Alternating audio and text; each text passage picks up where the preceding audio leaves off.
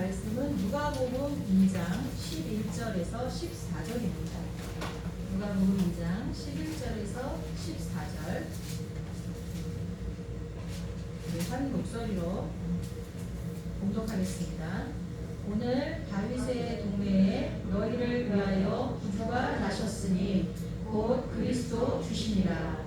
너희가 가서 강고에 쌓여 구유에 누워 있는 아기를 보리니 이것이 너희에게 표적이니라 하더니 호련히 수많은 천군이 그 천사들과 함께 하나님을 찬송하여 이르되 지극히 높은 곳에서는 하나님께 영광이요 땅에서는 하나님이 기뻐하시는 사람들 중에 평화로다 하니라.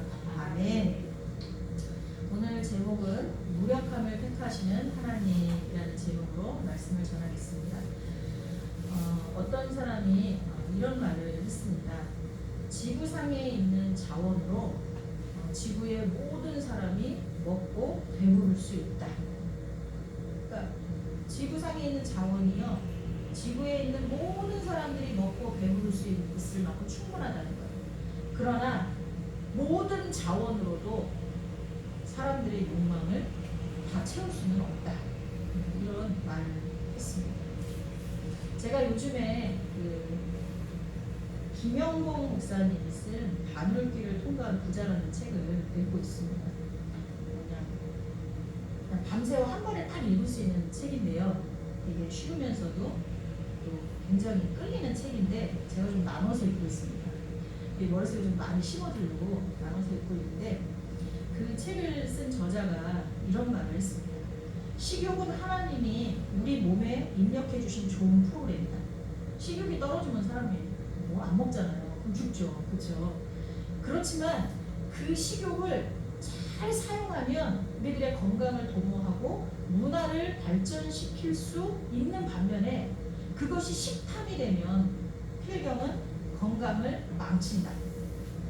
음식을 먹을 때는 식욕에 압도되지 말고 몸을 위해, 즉 건강을 위해 먹어야 한다. 이런 말을 했습니다. 그렇다고 해서 이 목사님이 우리에게 필요한 것들을 추구하지 말라고 말하고 있는 것은 아닙니다. 우리가 필요한 것은 추구할 필요가 있지만 그 필요한 것들을 추구하는 일에서도 조심할 필요가 있음을 지적하고 있는 것입니다.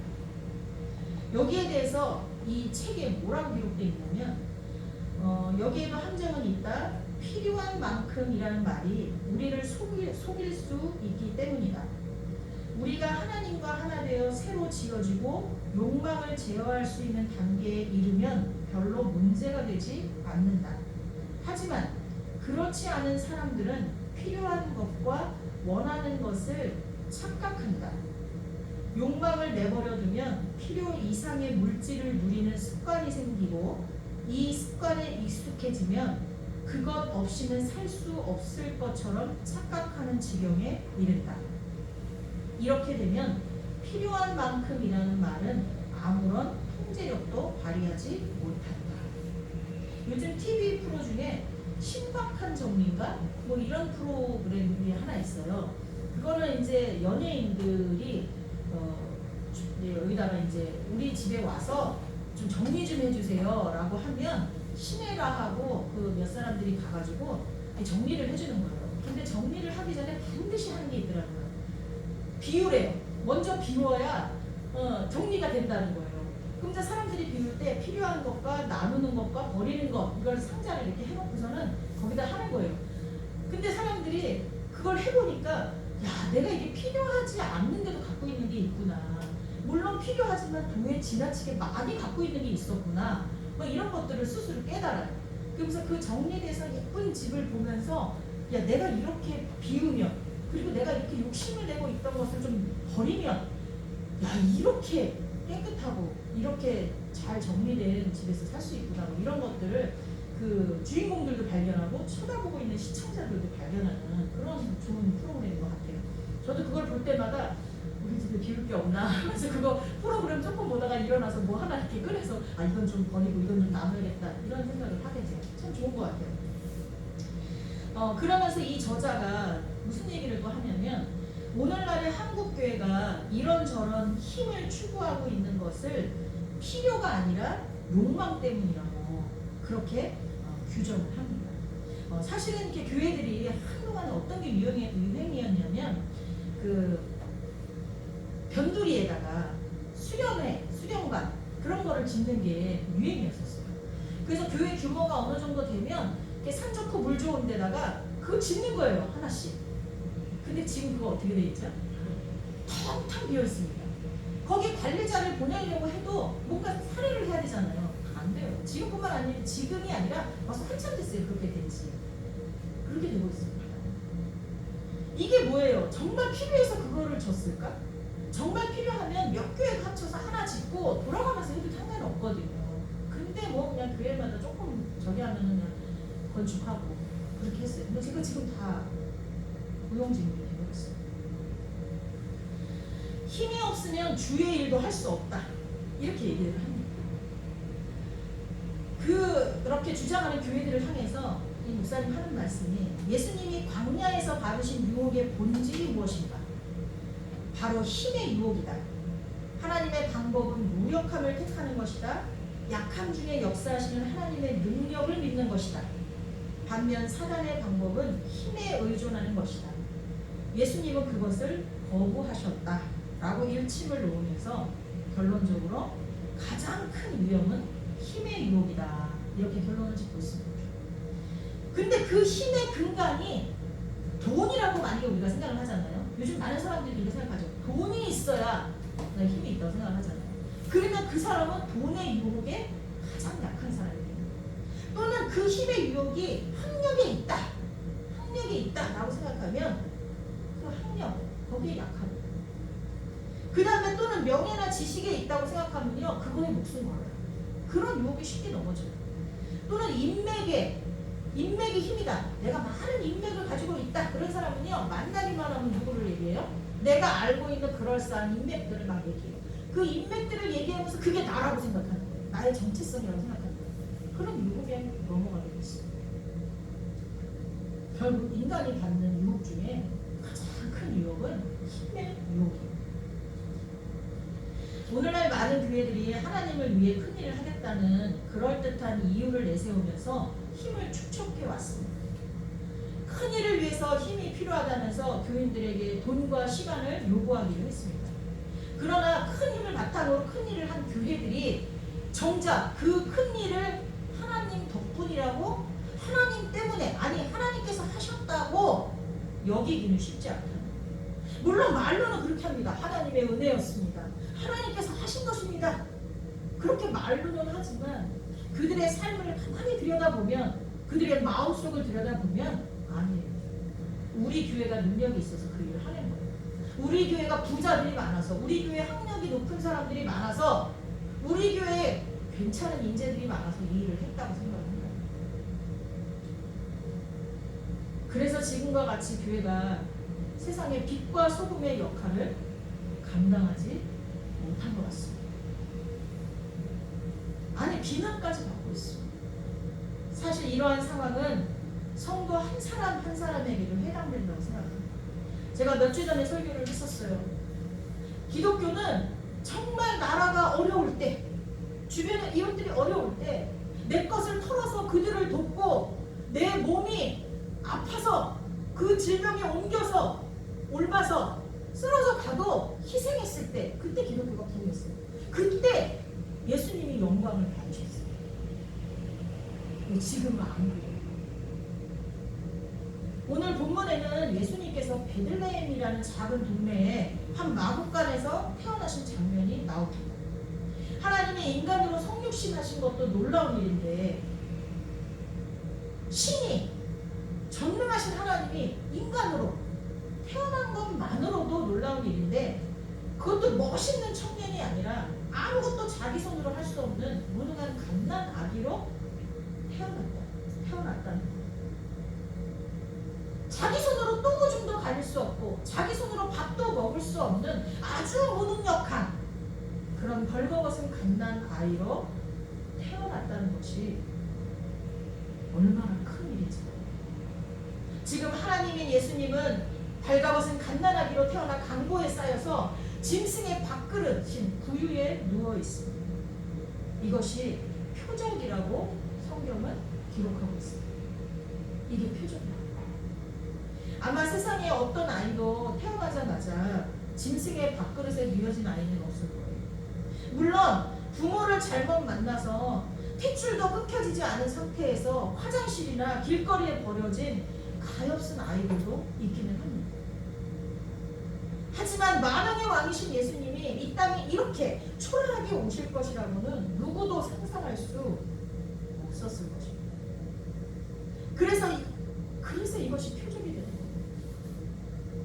예수님은 인간으로 오셨고 인간이 겪을 수 있는 수많은 일들과 고통을 겪으셨습니다. 그래서 우리를 체휼하실 수 있는, 동정하실 수 있는, 우리의 아픔과 고통을 모른 채 하지 아니하시고 불쌍히 여기시며 그 고통을 함께 공유하실 수 있는 것입니다. 여러분 힘드십니까? 하나님께서 저와 여러분의 그 아픔을 공유하는 것입니다. 우리 사람들한테 아무리 내 아픔을 얘기해도 그 사람이 나에게 약간의 공감을 할 수 있을지 모르지만 내 아픔을 어떻게 공유하겠습니까? 그렇잖아요. 내가 밥이 없어서 쌀이 없어서 밥을 못 먹고 있으면 그 사람이 나와 아픔을 공유한다고 그 사람도 굶어야 되잖아요. 아니면 그 사람이 있는 쌀을 어떻게 해야 돼요? 나한테 가져와서 같이 나눠 먹어야 되잖아요. 내가 지금 배가 아파서 이 몸에 병이 들어서 힘들어한다면 그 사람도 똑같은 질병에 걸려서 내 아픔을 같이 하든가 그렇게 할 수 없으면 적어도 내 옆에 계속 있어줘야 되잖아요. 밤낮에. 왜 그렇게 못해요? 근데 하나님 그렇게 하시는 거예요. 남몰래 흘리는 여러분의 눈물도 하나님께서 아신다. 아시는 것뿐만 아니라 같이 눈물을 흘리시는 거예요. 우리를 향한 하나님의 사랑을 온전히 확증하는 십자가 사건이 여기서부터 이미 시작된 것이죠. 아니, 아담과 하와가 범죄했을 때 우리를 완전히 버리지 아니하시고 예수 그리스도를 통한 대속의 십자가 사랑을 준비하신 바로 그때부터, 창세기부터 하나님의 사랑은 시작된 줄 믿습니다. 하나님이 일하시는 방법은 이렇게 언제나 사랑을 통한 희생에서 시작되고 희생을 통한 사랑으로 마무리됩니다. 하나님이 일하시는 방법. 이것이 하나님의 일하시는 방법인데 우리를 너무나 사랑하시지만 온 우주 만물을 만드시고 다스리는 데 있어서 절대적인 공의를 가지고 계신 분이 또한 하나님이십니다. 약속에 신실하신 분도 하나님이십니다. 당신이 가장 사랑하는 인간이 저지른 죄악 때문에 얼마나 큰 고민을 하셨을까요? 하나님의 사랑과 하나님의 공의가 함께 충족되면서 우리를 구원하실 방법을 찾느라고 얼마나 힘드셨어요. 여러분, 우리가 가장 힘들 때가 뭐예요?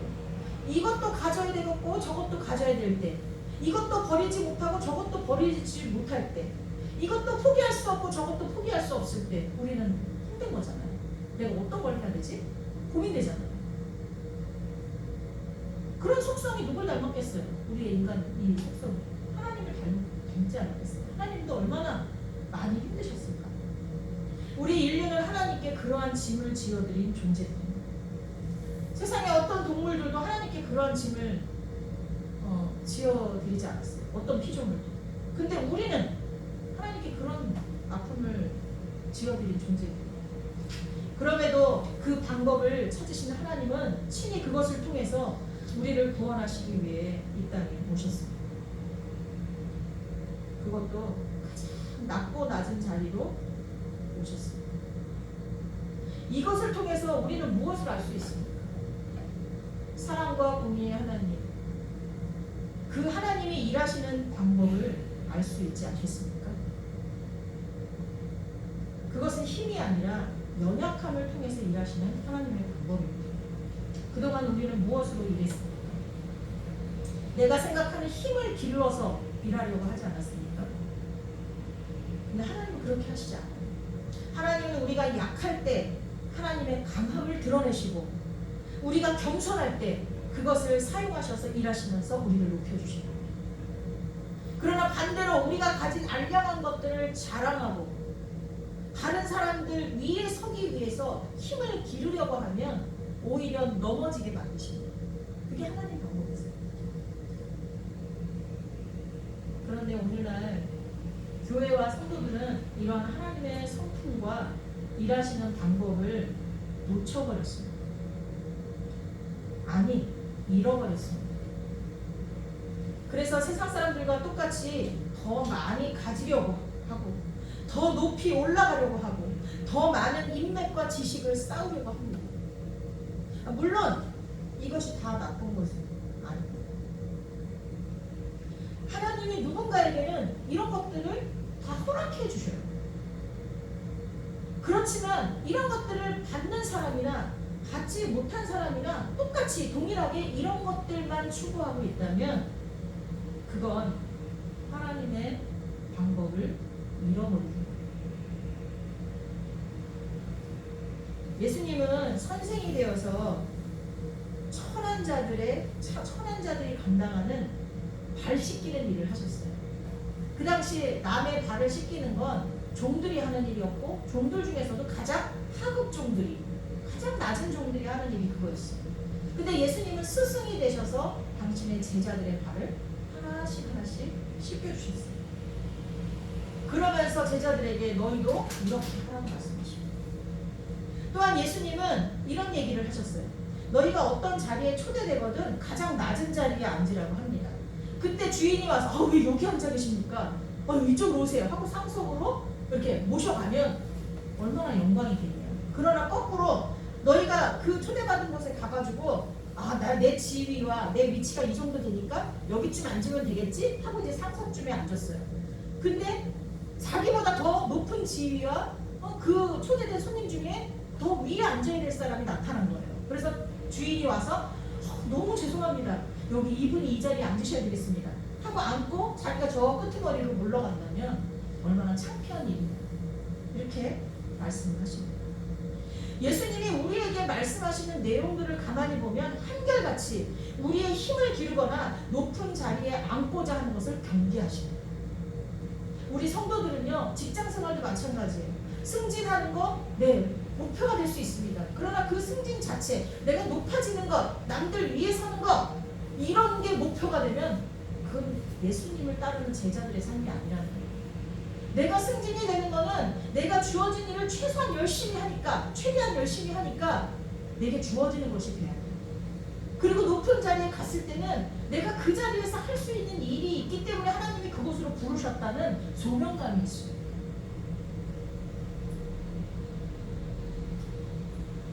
하나님의 방법과 마귀의 방법은 다릅니다. 하나님은 약할 때 강함 되시는 분이고 우리의 무력함을 사용하시는 분이지만 마귀는 달라요. 마귀는요, 하나님의 아들 예수 그리스도를 유혹할 때까지조차도 힘을 과시했어요. 사실 그 마귀가 갖고 있는 힘이 자기 거였나요? 천하 만국이 다 자기 거라고 했지만 사실 거짓말이잖아요. 마귀가 갖고 있는 모든 능력은 하나님 거예요. 하나님. 근데 자기 것이면 어떻게 했어요? 위장을 하고 그것을 통해서 예수 그리스도를 유혹했어요. 그리고 그 유혹은 우리에게도 여전히 해당되고 있어요. 우리에게 와서 그래요. 내가 너가 힘이라고 생각하는 돈을 많이 줄 테니까 교회하고 멀어져. 너 그거 가지고 세상에 가서 즐겨. 노도 그거 가지고 즐겨. 노를 위해서 국간에다가 많은 양식을 쌓아놔야 돼. 야, 너 그러니까 계속 돈 벌어. 가족과 함께하는 좋은 시간도 다 잊은 채, 자기 건강이 망가지는 것도 다 잊은 채 돈 버는 데만 전력. 그러다가 막상 먹고 살기 괜찮고 가족들하고 뭔가 해보려고 하면 자식들은 다 커서 떠나고 내가 함께 할 수 있는 사람이 없네. 설사 있더라도 건강이 망쳐. 또는 명예 이런 거를 위해서 다 쫓아가요. 근데 그거 별거 아니거든요. 한순간에 사라져요. 마귀는 끊임없이 우리 보러 힘을 가지라고, 그리고 하나님을 부인하고 하나님을 섬기지 말라고 그렇게 유혹을 합니다. 마귀는 예수님뿐만 아니라 오늘날 우리도 그렇게 유혹하고 있다는 것을 잊으면 안 됩니다. 저에게 기도 부탁을 하시는 분들이 꽤 많습니다. 그런데 그 기도 부탁하시는 분들 중에 자신의 영혼이 하나님을 온전히 바라고 자신의 삶이 예수 그리스도를 닮은 삶이 되기를 소망하면서 내가 시험에 들지 않도록 저를 위해 기도해 주세요 라고 말하는 분들이 많지 않아요. 대부분 기도를 부탁할 때는 육신을 위한 것들이 대부분입니다.